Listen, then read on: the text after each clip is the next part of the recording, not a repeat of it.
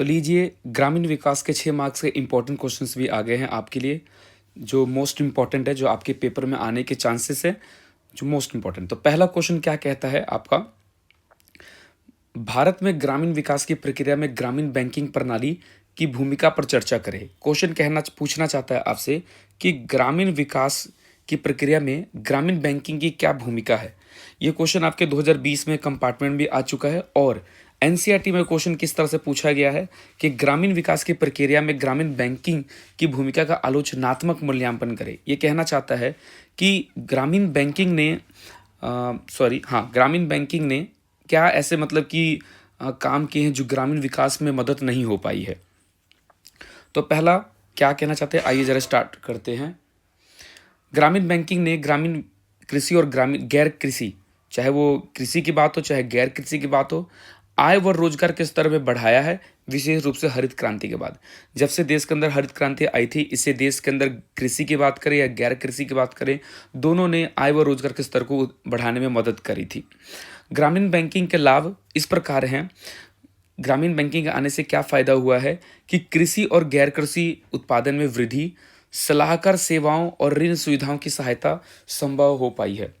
दूसरा, खाद्य सुरक्षा प्राप्त की गई है और अब अनाज का पर्याप्त भंडार हमारे पास क्या है, उपलब्ध है। अगला, स्वरोजगार योजनाओं के लिए ऋण प्रदान किया गया है, जिससे ग्रामीण क्षेत्रों में रोजगार के स्तर में वृद्धि हुई है। हालांकि सुधारों के बाद ग्रामीण बैंकिंग क्षेत्र का विस्तार और प्रोत्साहन धीमा हो गया है। जब से देश के अंदर एलपीजी आई थी, उसके बाद से जो ग्रामीण बैंकिंग का है वो प्रोत्साहन बहुत धीमा हो गया और ये निम्नलिखित सेवाओं से ग्रस्त हो चुका है। क्या क्या इसके अंदर कमियां आ गई हैं? सबसे पहला, छोटे और सीमांत किसानों को संस्थागत ऋण को केवल एक बहुत छोटा हिस्सा प्राप्त होता है। जो छोटे मोटे किसान होते हैं उनको जो ऋण देने वाली संस्थाएं होती हैं वो बहुत ही कम ध्यान देती है। दूसरा, ग्रामीण बैंकिंग बड़ी मात्रा में बकाया ऋण और डिफॉल्ट दर की समस्याओं से जूझ रही है। वो ये कहना चाहती है कि ग्रामीण बैंकिंग यानी गांव के लोग, जो ग्रामीण लोग होते हैं, वो लोन तो लेते हैं लेकिन वो टाइम पर चुका नहीं पाते हैं। डिफॉल्ट दर यानी लोग पैसा देने में फेल हो रहे हैं, पूरी तरह से पैसा नहीं दे पा रहे हैं। तीसरा क्या है, संस्थागत वित्त के स्रोत संस्थागत वित्त के स्रोत ऋण की आवश्यकताओं को पूरा करने के लिए अपर्याप्त हैं। जितने भी देश के अंदर ऋण देने वाली संस्थाएं हैं, वो गांव के जितने भी कृषि हैं उनको पूरी तरह से लोन प्रोवाइड नहीं कर पा रहे। या तो ऐसा कहिए कि ये संस्थाएं इतनी कम हैं कि जितनी ज़रूरत है गांव के ऋण की, वो पूरा इनको प्राप्त नहीं हो पा रहा है। और चौथा क्या है, संस्थागत ऋण के वितरण में क्षेत्रीय असमानताएं मौजूद हैं। यानी कहीं पे किसी किसी इलाके में लोन ऋण अच्छे से प्रोवाइड हो रहा है और कुछ कुछ इलाकों में लोन प्रोवाइड नहीं हो रहा है। स्थिति को सुधारने के लिए क्या किया जाए? अगर इन स्थितियों को सुधारने के लिए सरकार को क्या करना चाहिए? बैंकों को किसानों के साथ बेहतर संबंध बनाने चाहिए। यानी बैंकों को किसानों के साथ संबंध बनाकर बताना चाहिए कि आप क्या ऐसा कर सकते हैं कि या तो आपको लोन लेने की ज़रूरत ना पड़े, बचत कैसे की जाए, ये सब चीज़ें उनको समझाया जा सकता है। किसानों को बचत के महत्व, ऋण की कुशलता से उपयोग करने की आवश्यकता के बारे में जागरूक किया जाना चाहिए। तो ये थे हमारे पहले क्वेश्चंस का आंसर, जो कि आप पढ़ के जा सकते हो, याद कर सकते हो। बहुत ही आसान भाषा में ये लिखा हुआ है। आइए अगला क्वेश्चन क्या कहता है, भारतीय आर्थिक विकास के लिए ग्रामीण आर्थिक विकास आवश्यक है। क्या आप दिए गए बयान से सहमत हैं? अपने उत्तर को वैध कारणों से समर्थन दें। क्वेश्चन क्या कहना चाहता है, एक बार दोबारा से सुन लीजिए। भारतीय आर्थिक विकास के लिए ग्रामीण आर्थिक विकास आवश्यक है। कहते हैं कि अगर देश की इकोनॉमी को विकास करना है, अगर देश की अर्थव्यवस्था को बढ़ाना है, तो ग्रामीण विकास यानी गांव के आर्थिक विकास को भी बढ़ाना बहुत जरूरी है। क्या आप इस बात से सहमत हैं? तो हाँ, हम इस बात से बिल्कुल सहमत हैं, क्योंकि महात्मा गांधी ने एक बार कहा था कि भारत की वास्तविक वृद्धि गांव की वृद्धि से है। अगर हम देश की वृद्धि करना चाहते हैं तो गांव की वृद्धि करनी पड़ेगी। क्यों? क्योंकि भारत में ग्रामीण विकास का महत्व इस तथ्य पर है कि 2 से 3 यानी 2/3 आबादी अभी भी, चाहे वो प्रत्यक्ष रूप से चाहे अप्रत्यक्ष रूप से, कृषि पर निर्भर है, यानी 2/3 आबादी, बहुत यानी 70 से 75% लोग अभी भी कहाँ हैं, ग्रामीण में रहते हैं, और वो किसी न किसी तरीके से किस पे डिपेंडेंट है, कृषि के ऊपर। लगभग 1/3 ग्रामीण आबादी अभी भी अत्यधिक गरीबी में रहती है। तो इसी कारण गांव का विकास सबसे पहले बहुत जरूरी है। आइए, भारत में ग्रामीण क्षेत्रों के विकास के लिए कुछ मुख्य क्षेत्र इस प्रकार हैं। आइए, सबसे पहला क्या कहना चाहता है कि आधारभूत संरचना का विकास, और उसके बाद है गरीबों का उन्मूलन, और उसके बाद है मानव पूंजी का विकास। इन 3 चीज़ों पे हमें ध्यान देना पड़ेगा। आधारभूत विकास का मतलब होता है बेसिक चीज़ें, गांव के अंदर जो बुनियादी चीज़ होती है वो गांव के अंदर पूरा होना चाहिए। किसी भी विकास प्रक्रिया की कुंजी आधारभूत संरचना का विकास है, यानी बुनियादी चीज़ें पूरी। और बुनियादी चीज़ें क्या हैं? आधारभूत संरचना आवश्यकता जैसे बिजली पूरा करवाना, सिंचाई पूरा करवाना, ऋण उपलब्ध करवाना, परिवहन सुविधाएं देना, गांव की सड़कों का निर्माण करना, राष्ट्रीय राजमार्गों से जोड़ने वाली सड़कों आदि ऐसे क्षेत्र से हैं जिन पर सरकार का ध्यान अभी भी आवश्यक है, यानी गया नहीं है, अभी कम है, ताकि आर्थिक ऊंचाइयों को प्राप्त किया जा सके। गरीबी का उन्मूलन। ग्रामीण भारत में गरीब एक ऐसा क्षेत्र है जिस पर जीवन स्तर में सुधार के लिए एक मिशन के रूप में कार्य किया जाना चाहिए। यानी गांव के अंदर, ग्रामीण के अंदर गरीबी अभी भी एक बहुत बड़ा क्षेत्र है जिसको सरकार को एक मिशन के साथ काम करना चाहिए ताकि उस गरीबी को कम किया जा सके। विशेष रूप से उन लोगों के लिए जो सामाजिक संरचना के सबसे निचले स्तर में है, यानी बहुत ही गरीब तबके के लोग की बात हो रही है जो अपनी बेसिक चीज़ें भी पूरी नहीं कर पाते।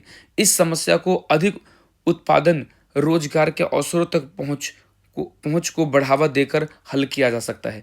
यहाँ पर यानी वो कहना चाहते हैं कि जितने ज़्यादा रोजगार प्राप्त होंगे लोगों को, तो ये अपने आप ही गरीबी कम होती चली जाएगी। अगला, मानव पूंजी का विकास। मानव पूंजी का मतलब ग्रामीण मानव पूंजी का विकास आवश्यक है। क्यों और इसके लिए क्या करना चाहिए? जिसके लिए ग्रामीण मानव पूंजी को शिक्षा, स्वास्थ्य के क्षेत्र में ईमानदारी से कदम उठाकर विकसित किया जाना चाहिए। तो ये था हमारे क्वेश्चन कि गांव की विकास करना क्यों जरूरी है। आइए अगला क्वेश्चन देखते हैं। ग्रामीण विकास के उद्देश्य को प्राप्त करने के लिए वित्त संबंधी कौन से कदम उठाए जाने चाहिए? यानी अगर विकास करना है तो वहां पे लोन, यानी वित्त संबंधी, वित्त का मतलब होता है पैसे से मदद करना। आइए देखते हैं, मैंने कुछ 6 बिंदुओं में लिखे हैं। ग्रामीण विकास के उद्देश्य को प्राप्त करने के लिए निम्नलिखित वित्त संबंधी कदम उठाए जा सकते हैं। पहला, वित्त की आपूर्ति को पूरी तरह से संस्थागत बनाना चाहिए। ऋण के लिए निजी स्रोतों पर निर्भरता समाप्त कर देनी चाहिए। यानी इस पे संस्थागत, यानी सरकार को कदम उठाने चाहिए। सरकार की संस्थाएं होनी चाहिए जो कम, सामान्य ब्याज दर को कम होना चाहिए। यानी जो भी लोन दिया जाता है उसका रेट, ब्याज दर वो कम होना चाहिए। बैंकों को विभिन्न उपयोगों के लिए अलग अलग दरें चार्ज करनी चाहिए। अगर लोग अलग अलग दर के लिए मतलब लोन लेते हैं, मतलब अलग अलग कामों के लिए जब लोन लेते हैं, उसका ब्याज दर भी क्या होना चाहिए? अलग अलग होना चाहिए। खासकर अगर मैं कहूँ तो अगर वो एग्रीकल्चर के ले रहे, कृषि के लिए ले रहे, तो उसका रेट बहुत कम होना चाहिए ताकि किसानों की मदद हो सके। ऋण की स्वीकृति का आधार किसी की संपत्ति को गिरवी रखकर नहीं होना चाहिए। अब आपको पता है कि जो भी किसान होता है जब वो लोन लेने जाता है तो उसकी ज़मीन को गिरवी रखा जाता है, ठीक है ना, उसके महंगी चीज़ों को गिरवी रखा जाता है। तो ये चीज़ नहीं करनी चाहिए। इसके बजाय पर क्या किया जा सकता है? भूमि का उत्पादन या उत्पादकता ऋण स्वीकृति का आधार होना चाहिए। मतलब जो भी वो अनाज का उत्पादन कर रहा है, अब मान लीजिए कि अनाज का उत्पादन बढ़िया से नहीं होता है, तो उसको ऋण, जो उसने ऋण लिया है उसको समय देना चाहिए कि वो आसान, क्योंकि आपको पता है कि जब अनाज ही बर्बाद हो जाएगा तो वो कैसे ऋण को चुका पाएगा। तो होना चाहिए ये चीज़ सरकार की तरफ से कि जो भी वो लोन ले रहा है वो मतलब जो उसने उत्पादन किया है तो उत्पादकता अच्छी हुई है तो आप उसे उधार ले लो। वैसे भी किसान दे देगा, लेकिन अगर उत्पादकता अच्छी से नहीं हुई है और अनाज बर्बाद हो गया है तो इस तरह से सरकार को ऐसे कदम उठाना चाहिए कि किसानों पर ऋण का बोझ ना बढ़े। चौथा पॉइंट क्या कहता है? ऋण चुकाने की शर्तें विभिन्न परिस्थितियों के अनुसार भिन्न भिन्न होना चाहिए। सही बात है, मैंने वही जो आपको बताया कि अगर ऋण चुकाने की शर्तें परिस्थितियों के अनुसार होना चाहिए। अगर परिस्थिति अच्छी है तो आप उसे ले लो, अगर परिस्थिति खराब है तो उसकी मदद होनी चाहिए उसके अंदर, क्योंकि किसान कहाँ से पैसा देगा। पांचवा क्वेश्चन, यह सुनिश्चित किया जाना चाहिए कि वित्त का उपयोग उत्पादन के लिए हो, जैसे ऋण बीज हो गया, उर्वरक हो गया आदि के रूप में दिया जा सकता है। छठा, वित्तीय संस्थाओं को प्रबंधित करने के लिए पर्याप्त रूप से प्रशिक्षित और समर्पित कर्मचारी होने चाहिए। इन व्यक्तियों को कृषि और किसानों की पूरी जानकारी होनी चाहिए। ये कहना चाहते हैं कि जो वित्तीय संस्थाएं होती हैं, जो भी वो लोन प्रोवाइड करते हैं, तो उनको पूरा ज्ञान होना चाहिए और ऐसे कर्मचारी होने चाहिए जो किसानों की मदद करने के लिए तत्पर रहे। ठीक है, क्योंकि कहीं ना कहीं जो कृषि होती है वो बहुत ही रिस्की बिजनेस होता है और देश में अनाज का उत्पादन सबसे सर्वप्रिय होना चाहिए, उसका ध्यान देना चाहिए। तो ये था क्वेश्चन 3 का आंसर। आइए, चौथा इंपॉर्टेंट क्वेश्चन क्या है आपका, नाबार्ड। नाबार्ड पे एक संक्षिप्त नोट लिखिए, इंपॉर्टेंट क्वेश्चन है, नाबार्ड के ऊपर भी पेपर में आ सकता है। नाबार्ड का फुल फॉर्म क्या होता है, राष्ट्रीय कृषि और ग्रामीण विकास बैंक। इसकी स्थापना कब करी गई थी, 1982 में, जो कि एक शीर्ष स्थान है, बहुत मतलब कि सबसे ऊपर का माना जाता है, इंग्लिश में से अपेक्स बॉडी कहते हैं, जिसका उद्देश्य ग्रामीण ऋण में शामिल सभी संस्थानों की गतिविधियों का समन्वय करना यानी कोऑर्डिनेट करने में करना होता था। अब नाबार्ड के मुख्य निम्नलिखित कारण है, क्या क्या कार्य करती है। पहला, राज्य सरकार को सहकारी समितियों की मदद के लिए दीर्घकालीन ऋण प्रदान करना। सहकारी समितियां आपको पता है क्या होती है, जो ज़्यादातर जो गांव के लोग होते हैं, किसान होते हैं, उनको बड़ी मदद करते हैं लोन देने में, उनको खेती करवाने में, हर चीज़ में मदद करते हैं। तो राज्य सरकार क्या करती है, राज्य सरकार को दीर्घकालीन लोन दिया जाता है ताकि सहकारी समितियों की वो क्या कर सके, मदद कर सके। तो ये नाबार्ड इसका ध्यान देती है।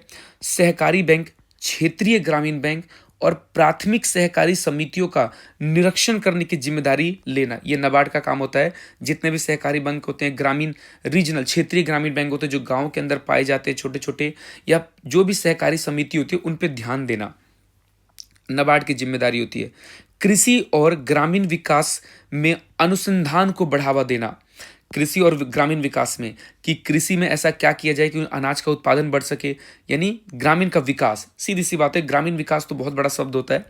ओके, ग्रामीण और कृषि विकास को वित्त प्रदान वाले संस्थानों की पुनर्वृत्ति एजेंसी यानी रीफाइनेंसिंग एजेंसी, यानी मान लीजिए कि जो ग्रामीण विकास या कृषि विकास में मदद कर रही है, तो उनके पास वित्त की कमी पड़ जाती है, तो उसको क्या कर देना, पुनः वित्त प्रदान करना, ये नाबार्ड का काम होता है। किराएदार यानी बटाईदार किसानों और छोटे किसानों को उनके जोत को मजबूत करने में सहायता करना, यानी लैंड होल्डिंग, यानी बहुत से किराएदार जो बटाईदार होते हैं, किसान होते हैं, उनके पास जमीन बहुत कम होता है, तो इस नाबार्ड का काम होता है कि उनके पास भी जमीनें हो जिससे वो क्या कर सके, कृषि का कर सके और अच्छे से कमा सके। आइए, पांचवा इंपॉर्टेंट क्वेश्चन क्या कहता है, ग्रामीण विकास से आप क्या समझते हैं, ग्रामीण विकास में प्रमुख मुद्दों का उजागर करें। देखिए, बहुत इंपॉर्टेंट क्वेश्चन है एनसीईआरटी का ये, कि ग्रामीण विकास से आप क्या समझते हो और उसके विकास करने के लिए किन मुद्दों पर हमें ध्यान देना चाहिए। आइए, सबसे पहले बहुत इंपॉर्टेंट डेफिनेशन, ग्रामीण विकास क्या है। तो ग्रामीण विकास एक व्यापक शब्द है, व्यापक का मतलब बहुत बड़ा शब्द है। ग्रामीण का विकास करने में बहुत कुछ, यानी देखिए, अगर मैं बताऊं कि व्यापक का मतलब होता है कॉम्प्रिहेंसिव, और कॉम्प्रिहेंसिव का मतलब होता है इंक्लूडिंग एवरीथिंग और nearly everything that connected to the particular subject. अगर मैं ग्रामीण विकास का बात कर रहा हूं, तो वो सभी चीजों को शामिल करना जो ग्रामीण विकास करने में मदद करे। तो इसीलिए कह रहे हैं कि ग्रामीण जो विकास है ना, एक व्यापक शब्द है जो मुख्य रूप से उन क्षेत्रों के विकास पर ध्यान केंद्रित करती है जो समग्र रूप से गांव के अर्थव्यवस्था के विकास में पीछे रह गई है। यह एक ऐसी प्रक्रिया है जिसमें ग्रामीण लोगों, विशेषकर ग्रामीण गरीब लोगों, यानी गरीब ग्रामीण लोगों के जीवन स्तर को लगातार बेहतर बनाने में लगे रहते हैं। तो ये ग्रामीण विकास का मतलब होता है। आइए बात करते हैं ग्रामीण विकास करने में कौन कौन से मतलब मुद्दों को हमें उजागर करना पड़ेगा। पहला, प्रत्येक क्षेत्र के उत्पादक संसाधन का विकास करना, जितने भी जो गांव को आगे बढ़ाने में, उत्पादन करने में मदद करता है, उसको विकास करना। गांव के लोगों को, वयस्क को, यानी जो भी पढ़े मतलब लोग हैं, उनको साक्षरता दर बढ़ाना, महिला साक्षरता, शिक्षा और कौशल विकास के अवसर प्रदान करके मानव संसाधनों का विकास करना, स्वस्थ सुविधाएं प्रदान करके मानव संसाधनों का विकास, स्वच्छता और सार्वजनिक स्वास्थ्य दोनों में संबोधित करना। और आखिरी चौथा, वैसे तो ये हाँ चौथा ही है, भूमि सुधार को ईमानदारी से करना, ताकि जितना ज़्यादा हो सके उसको किया जा सके। तो मैंने आपके साथ 5 सबसे इम्पोर्टेंट क्वेश्चन डिस्कस किए जो आपके पेपर में आने के चांसेस हैं, और इससे आपके ग्रामीण विकास का भी रिवीजन हो जाएगा। तो आज के लिए इतना है।